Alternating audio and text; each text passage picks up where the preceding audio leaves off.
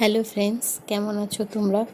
তো মৌসুমি রান্নাঘরে আবার তোমাদের সকলকে অনেক অনেক স্বাগত। তো দেখো, নতুন একটা রেসিপি নিয়ে আমি চলে এসেছি। সেটা হচ্ছে মাছের তেল দিয়ে এই যে থানকুনি পাতা, এটাকে থানকুনি পাতা বলে। এটা পেটের জন্য খুব ভালো, যাদের পেটের সবসময় সমস্যা থাকে, কোনো পেটে ব্যথা, কোষ্ঠকাঠিন্য বা অনেক রকম পেটের প্রবলেমে এই পাতাটা খুব উপকার হয়। তো এই পাতাটা শুধু খেতে চায় না, তো এইভাবে আমরা রান্না করব। তো দেখো, তেলের মধ্যে আমি দিয়ে দিলাম, মাছের তেলের মধ্যে দিয়ে দিলাম 2 চামচ চালের গুঁড়ো। আর তোমরা ময়দাও দিতে পারো বা তোমরা কর্নফ্লাওয়ারও দিতে পারো। তো এবার পাতাগুলোকে দেখো আমি কুচি কুচি করে কেটে নিচ্ছি। এ দেখো কেটে নিচ্ছি। আর একটা মিডিয়াম সাইজের আমি পেঁয়াজ কুচি করে ওর মধ্যে দিয়ে দিলাম, যাতে টেস্টটা ভালো হয়।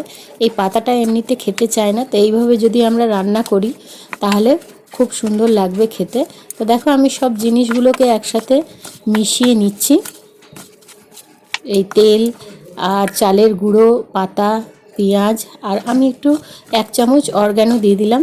এতে কি হবে, খেতে খুব টেস্ট হবে। দেখো আমি ভালো করে মিশিয়ে নিচ্ছি। এইবার আমি তেলের মধ্যে ছোট ছোট বড়ার আকারে এই যে এরকমভাবে শেপ দিয়ে আমি এগুলোকে লাল লাল মচমচা করে ভাজবো। তো দেখো আমি দিয়ে দিচ্ছি। এইভাবে যদি তোমরা খাও, কেউ বুঝতেও পারবে না যে এই পাতাটা এর মধ্যে দেয়া আছে। আর খুব টেস্ট লাগে গরম ভাতের সাথে। এই বড়াটা তোমরা শুধুও খেতে পারো, একটুও তিতো লাগবে না।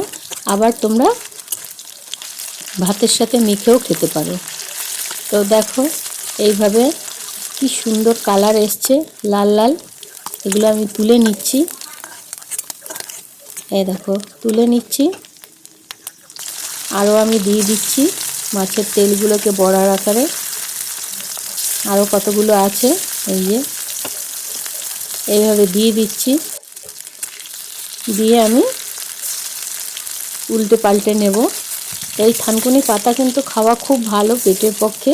তো যদি তোমরা মনে করো যে এটা বেটে খেলেই বেশি ভালো, কিন্তু কেউ যদি না খেতে চায় বা তোমরা যদি খাওয়াতে চাও থানকুনি পাতা, তাহলে তোমরা মাছের তেলের মধ্যে এইভাবে দিয়ে যদি দাও তাহলে কেউ বুঝতেই পারবে না। তো দেখো রেসিপি আমার তৈরি হয়ে গেছে। তোমাদের যদি ভালো লাগে তাহলে প্লিজ আমাকে সাবস্ক্রাইব করো।